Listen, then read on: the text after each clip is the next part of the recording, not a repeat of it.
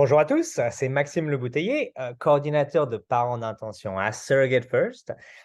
Aujourd'hui, on va faire un webinaire sur le sujet du match meeting. Donc, qu'est-ce qu'un match meeting et en quoi ça consiste? Alors, je vais partager mon écran pour étudier ensemble le match meeting. Alors, qu'est-ce qu'un match meeting avec Maxime Le Bouteiller de Surrogate First?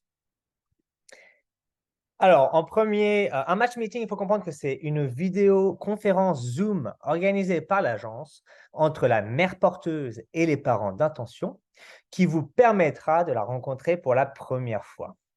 OK? Donc, le premier sujet, enfin, la première chose dont on va parler, c'est comment se déroule-t-il? Deuxièmement, quand se passe-t-il? Et troisièmement, une conclusion en parlant du but et vraiment de ce que le match meeting, à quoi il sert. Donc, comment se déroule-t-il? L'agence sera présente pendant le meeting pour le guider et poser les questions. Et les participants répondront l'un après l'autre pour confirmer être sur la même longueur d'onde. Donc, les questions seront les suivantes. Alors, généralement, je suis celui qui va organiser le meeting. Donc, je demande aux parents quand est-ce qu'ils sont disponibles. Je demande à la coordinatrice de la mère porteuse quand est-ce qu'elle est disponible. Et on essaie de trouver un créneau qu'on a en commun. J'envoie une invitation Zoom et on se connecte tous. Donc, je vais guider le meeting. C'est moi qui guide les meetings généralement. Et on va commencer par tous s'introduire. Donc, introduction, c'est la première chose qu'on va faire. Généralement, les parents commencent à s'introduire, qu'ils parlent de ce qu'ils font dans la vie, bien sûr, leurs histoires mais, de grossesse et d'infertilité. On va parler de plein d'autres choses, de leurs hobbies, de ce qu'ils aiment faire dans la vie, et choses comme ça, de permettre de se connaître. Ok, donc, on va s'introduire l'un après l'autre et ensuite, je prends le relais pour poser les questions. Donc, les premières questions que je pose, ça va être par rapport à la communication. Quel genre de communication est-ce qu'on attend de l'un et de l'autre pendant l'aventure et après l'aventure? Donc, pendant l'aventure, ça va être quel genre de communication, de relation est-ce qu'on veut, via WhatsApp, on va s'envoyer des messages, vidéos. Peut-être que si vous voulez venir pour des rendez-vous importants médicaux, comme les transferts ou choses comme ça, c'est possible, donc pourquoi pas en parler? Et après la naissance, une fois que l'enfant est né, qu'est-ce que vous voulez faire? Est-ce que vous voulez rester en contact? Est-ce que vous voulez arrêter tout contact? Ce que je vois la plupart du temps, c'est que les parents désirent rester en contact avec la mère porteuse, comme une amitié, une sorte d'amitié. Elle fait partie de votre vie et elle sera là, pour le reste de votre vie comme une amie, à qui vous enverrez des photos de votre enfant, choses comme ça. Généralement, c'est ce que je vois. Après, c'est à vous de voir avec la mère porteuse, comment vous vous sentez. On va également ensuite parler d'embryons, du nombre d'embryons qu'on a. Donc ça, c'est important de savoir combien d'embryons on a, combien, en tout cas, quand est-ce qu'on va avoir des embryons. Généralement, à ce moment-là, généralement, les parents ont déjà des embryons. C'est possible qu'ils n'en aient pas, c'est plus rare, mais on va demander combien d'embryons est-ce qu'ils ont. Est-ce que les embryons, est-ce qu'ils ont été testés génétiquement ou pas? Euh, les transferts, est-ce qu'on veut transférer un embryon ou deux embryons à la fois? Alors, avec Surrogate First, il faut comprendre qu'on se sent confortable de travailler avec des parents qui transfèrent qu'un embryon à la fois. Malheureusement, on ne désire pas travailler avec des parents qui veulent faire des embryons, des doubles transferts d'embryons pour avoir des jumeaux, avec les risques que ça engendre. Donc, le nombre de transferts par contrat, le contrat autorise jusqu'à 3 transferts d'embryons. Donc, bien sûr, c'est votre clinique qui va décider si votre mère porteuse peut faire un premier, deuxième ou troisième transfert. Mais on va parler, du nombre d'embryons qu'on veut faire. Et généralement, on se met d'accord sur 3, un maximum de 3 embryons. Si le premier ne marche pas, en faire un deuxième, etc., jusqu'à 3. Ok. Donc ça, c'est des choses dont on va parler. On va ici parler bien sûr du vaccin contre le Covid. Est-ce qu'elle a été vaccinée? Est-ce qu'elle se sent ou pas? Est-ce qu'elle veut, est-ce qu'elle désire ou elle est d'accord pour être vaccinée si votre clinique la demande ou si vous le demandez? Tout ça sera sur les profils. De toute manière, avant ce match meeting, il y a les échanges de profils. Donc, on confirmera tout ce qui est sur le profil. On saura si elle est vaccinée ou pas, mais on confirme tout ça. Et si elle n'est pas vaccinée, on peut lui demander, est-ce que tu te sens, est-ce que tu veux le faire ou pas? 4e chose dont on va parler, c'est qui voyagera avec elle, son soutien. Donc très, très important, c'est qui sera avec elle pour les voyages. Généralement, il y a un compagnon qui voyage avec elle pour les transferts d'embryons. Les cliniques demandent qu'elle soit accompagnée. Donc, qui sera là avec elle? Son mari, son conjoint, son petit copain, sa mère, son père, sa sœur, sa tante, son cousin, peu importe. Quelqu'un qui sera là pour elle, sa meilleure amie peut-être. Donc, est-ce qu'elle a le soutien de sa famille? Est-ce qu'elle a des gens autour qui la soutiendra et qui l'aidera si nécessaire? On en parle de tout ça et bien sûr, hein, on parle de tout ça avec la mère porteuse, mais c'est aussi aux parents, hein, d'y répondre. Donc peut-être que oui, également, est-ce que vous avez du soutien de votre famille? Est-ce que des gens seront là pour vous aider avec l'enfant? Bon, ça dépend. Ça peut être, pour chacun, de vous, hein, la mère porteuse ou les parents, des questions pour vous. L'IVG. Alors quelque chose qui est très important, c'est l'IVG, l'interruption volontaire de grossesse, c'est l'avortement de grossesse. On doit se mettre d'accord là-dessus. Les profils vous diront bien sûr, comment elles se positionnent et vous lui informerez via le profil comment vous vous positionnez. Mais en gros, il faut comprendre que, par rapport à la terminaison, par rapport à l'IVG, il faut comprendre que c'est votre enfant, ça sera votre enfant du début à la fin, mais c'est son corps. On ne peut pas la forcer d'agir sur son corps. Il faut être sûr d'être tous sur la même longueur d'onde. Et donc ça va être sur profil. Si jamais il y a une trisomie, si jamais il y a un problème encore plus sévère, ou moins sévère, on désire arrêter la grossesse, choses comme ça. C'est des choses dont on se met d'accord sur profil, mais on va confirmer tout ça pendant le match meeting. Donc ça, c'est un sujet qui est vraiment très important. On va parler de ça, être sûr qu'on est sur la même longueur d'onde et on continue. Donc les prochaines questions après ça, c'est un peu plus, joyeux, on va dire, c'est l'accouchement, c'est la chambre d'accouchement. Est-ce qu'elle est d'accord pour vous avoir dans la chambre, après un accouchement vaginal ou césarienne, à voix basse ou césarienne? Il faut comprendre que, pour un accouchement à voix basse, il y a, l'autorisation d'avoir 5, il me semble, 5 personnes dans la chambre avec vous. Donc, ça peut être, on peut faire la fête, toute la famille est là, tout le monde est là, les parents et le mari, ou choses comme ça. Pour tout ce qui est césarienne, les hôpitaux autorisent jusqu'à une personne, généralement, dans la chambre d'accouchement. C'est une chirurgie, hein, c'est une opération. Il faut que ça soit propre, hein, sanitaire. Donc, du coup, des questions de sanitaire. Du coup, en fait, c'est possible, en demandant au docteur si on peut être tous les deux, le couple, hein, les parents, dans la chambre avec la mère porteuse, ou si c'est vraiment pas possible, un des parents. Il faut comprendre également que la mère porteuse a le choix d'avoir son soutien dans la chambre. Son mari à elle, sa mère, sa sœur, sa meilleure amie, peu importe. Donc, pour les césariennes, il faut comprendre que on donne le choix à la mère porteuse ou l'option à la mère porteuse de vous avoir dans la chambre, mais il faut aussi comprendre qu'elle peut ne pas vouloir avoir qui que ce soit dans la chambre et de respecter son intimité, mais surtout c'est une opération, donc ça peut être assez délicat. On va également parler de pomper le lait maternel. Alors le lait maternel, il peut être pompé à la naissance. Généralement, le colostrum, les premiers laits sont quand même bien pompés à donner au lait, à donner à l'enfant et on le donne au biberon. Il n'y a pas d'allaitement au sein, ça sera au biberon. Elle peut pomper le lait maternel et vous nourrissez votre enfant au biberon. Donc voilà, ça c'est à comprendre et c'est rémunéré pour la mère porteuse. Il y a une compensation. Donc, être sûr qu'on soit tous sur la même longueur d'onde. Parfois, les mères porteuses ne savent pas vraiment et il faut comprendre également que ça dépend comment elle se sent, si elle peut ou pas pomper. OK? Hem Et on va parler aussi de tout ce qui est pilule contraceptive, de son cycle menstruel. Tout ça, ça nous permet de savoir en fait, d'anticiper une évaluation médicale avec, votre clinique. Si elle a toujours un stérilet, IUD, en fait, ce qui se passe, c'est qu'il faut qu'elle le retire, il faut qu'elle ait 2 cycles menstruels après l'avoir retiré. Donc selon la pilule contraceptive qu'elle prend, ou le moyen contraceptif qu'elle prend, il va y avoir différentes attentes, des temps d'attente ou pas. Mais de toute manière, la pilule contraceptive est donnée par la clinique pour réguler le cycle menstruel. Donc qu'elle en ait une ou pas, la clinique s'organisera avec la mère porteuse pour la mettre sous pilule contraceptive.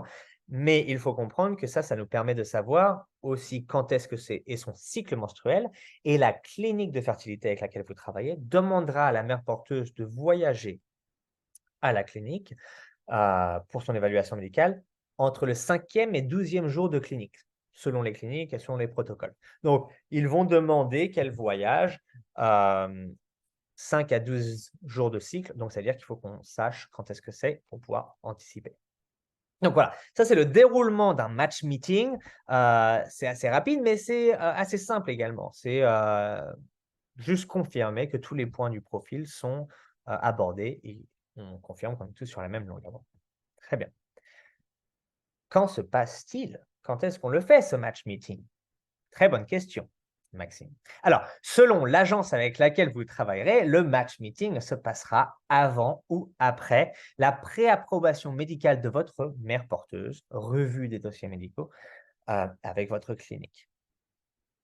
Ça dépend donc. Selon avec qui vous travaillez, l'agence avec qui vous travaillez le fait avant ou après que votre clinique vous ait donné le feu vert pour continuer avec elle. Donc, à Surrogate First, nous pensons qu'il est préférable que votre mère porteuse soit préapprouvée avec votre clinique avant de la rencontrer, afin de ne pas s'attacher à la personne, avant même de savoir si votre clinique est d'accord pour travailler avec elle. Donc, c'est très important de comprendre que ça dépend. Je pense que, de par mon expérience, je travaille avec plusieurs agences, je pense que c'est un système qui est assez avantageux pour les parents, même pour la mère porteuse, de ne pas créer d'affinité et de faux espoirs et de penser qu'elle est géniale et que son mari a l'air génial et que ses enfants qui étaient sur la vidéo, ils sont trop beaux, ils sont trop bien, j'adore. Bon, et après, la clinique dit non, c'est pas possible. Donc, c'est mieux de le faire, je pense, l'inverse. On sait déjà si votre clinique, OK, l'approuve sous dossiers médicaux, vous avez aimé son profil, mais c'est ensuite qu'on la rencontre. Donc, les étapes pour vous matcher pour ce match meeting. Mais comment vous matcher avec Surrogate First, avec votre mère porteuse? À Surrogate First, avec votre mère porteuse. C'est la création du profil. Donc, vous allez créer votre profil en premier, répondez à toutes les questions. Il y a un questionnaire sur le profil, il y aura des photos à mettre, il y aura une lettre pour votre mère porteuse et plein d'autres informations. Vous mettez tout ça sur le profil. Une fois que le profil est créé, je vous demande aussi également de signer l'accord de l'agence Surrogate First. Il faut comprendre que il n'y a pas d'engagement financier et il n'a pas d'exclusivité. Très, très important. Vous pouvez signer l'accord avec nous, créer votre profil, accéder à la base de données et commencer une recherche sans même à être exclusive avec nous ou à payer quoi que ce soit. Okay, vous pouvez commencer une recherche. Si vous ne trouvez pas, vous allez autre part. Donc, accès à la base de données des mères porteuses. Vous accédez à la base de données des mères porteuses, vous trouvez un profil qui vous plaît, je prends votre profil et je lui envoie à elle. Donc, échange de profils, on est tous d'accord sur les profils, on a l'air de bien s'aimer, d'être sur la même longueur d'onde, tous les points, les critères d'avortement et autres. OK. Ensuite, on va envoyer tous les dossiers médicaux à votre clinique de fertilité. La clinique va faire la revue des dossiers. Ça peut mettre du temps selon la clinique. J'ai vu des cliniques qui faisaient la revue en une semaine, d'autres qui faisaient 2, 3, 4 plus, semaines. Donc, parfois 4 à 6 semaines, j'ai vu. C'est assez long, mais au moins votre clinique fait une revue en détail et examine tous les points pour être sûr que ce soit la bonne candidate, qu'il n'y ait pas de risque pour vous. Donc, c'est vraiment essentiel et même si ça prend du temps, c'est aussi bien. Match meeting. Donc, une fois que votre clinique ait fait la revue des dossiers médicaux, ils nous diront si oui ou non ils veulent continuer avec elle. Sinon, c'est fini, on retrouve une mère porteuse, il n'y a pas de frais d'agence, il n'y a pas de frais de clinique, il n'y a aucun frais. Si vous voulez partir avec une autre agence à ce moment-là, vous pouvez, pas d'exclusivité. Le match meeting se fait si la clinique dit oui, nous donne le feu vert, je crée le match meeting, j'organise le match meeting, je pose des questions, on fait le match meeting et après le match meeting, on dit oui ou non. Donc, ça va être le match officiel. Une fois que vous êtes matché avec la mère porteuse officiellement, c'est à ce moment-là qu'il va y avoir la première moitié des frais d'agence avec création du compte séquestre et autres. Donc, aucun engagement financier avant qu'on soit sûr que la mère porteuse soit préapprouvée par votre clinique, que vous ayez aimé les profils et que vous ayez rencontré et que vous avez désiré, que vous désirez confirmer, vouloir continuer avec elle. Donc, c'est à ce moment-là, avec Surrogate First, que ça se passe. Ça peut se passer à différents moments selon l'agence avec qui vous travaillez. Alors, donc pour conclure, hein, en conclusion, le match meeting est une étape cruciale de votre aventure GPA que toutes les agences devraient organiser pour vous avant d'officialiser le match avec votre mère porteuse. J'ai vu malheureusement qu'il y a des agences qui ne le font pas. Donc, peut-être qu'ils font autre chose, mais la plupart des agences le font et je vous conseille vraiment de travailler avec une agence qui le fait. Comme ça, vous savez que vous avez un bon feeling, que vous êtes sur la même longueur d'onde avant de commencer quoi que ce soit avec cette mère porteuse. Donc, cela permet de confirmer que tout le monde est sur la même longueur d'onde, sur la même page, sur des points importants comme la communication et la relation que vous voulez avec elle. L'IVG, hein, très très important, l'avortement de grossesse, savoir si vous désirez ou pas le faire et pour quelles raisons, et bien plus encore, quels les vaccins, le soutien, beaucoup de choses. Mais ce meeting, hein, permet également de partager son histoire, d'apprendre à se connaître, de faire des demandes. Si vous voulez peut-être lui demander qu'elle ait un régime avec des produits bio ou d'autres choses, c'est possible de lui demander. C'est un peu dur de confirmer, de vérifier ou de la forcer. On ne peut pas vraiment la forcer de toute manière, mais c'est dur de vérifier. Il faut comprendre pour ce genre de demande, mais c'est possible. On peut demander ou même demander de prendre soin, de prendre les précautions nécessaires contre le Covid. Voilà. Donc, il y a plein de choses qu'on peut demander et dont on peut parler. Mais ce match meeting va rendre les choses concrètes. Okay? Donc, c'est ça qui est important avec votre match meeting, c'est qu'il y a vraiment une concrétisation du meeting et du match avec votre mère porteuse. Donc, après le match meeting, les parents et la mère porteuse et les mères porteuses ont 24 heures pour revenir vers nous pour confirmer vouloir continuer ensemble. Donc, après le match meeting, vous avez 24 heures pour dire oui ou non. Il ne devrait pas y avoir vraiment plus d'attente, mais si vous avez besoin d'un peu plus de temps, bien sûr, on est flexible. On peut faire savoir à la mère porteuse que vous voulez plus d'informations sur ci ou sur telle ou telle chose. Mais généralement, 24 heures après le match meeting, il y a un oui de votre part, de la mère porteuse, et bien sûr un oui qui a été donné par votre clinique. À Surrogate First, la plupart des meetings se terminent par des oui. Et il est rare que ça ne matche pas, car les profils échangés sont détaillés. Donc, c'est ça qui est bien avec Surrogate First quand même, c'est que les profils qu'on va échanger et qu'on va créer, il y a énormément de détails, il y a des lettres, il y a des photos, il y a énormément de questions auxquelles il faut répondre sur des critères importants, terminaison de grossesse, communication, les embryons, les informations sur les embryons. Il y a énormément de choses qui sont sur les profils. Donc, ça permet quand même de confirmer avant même un match meeting qu'on soit sur la même longueur d'onde, hein, et d'être rassuré hein, sur tous les critères de la mère porteuse. Voilà.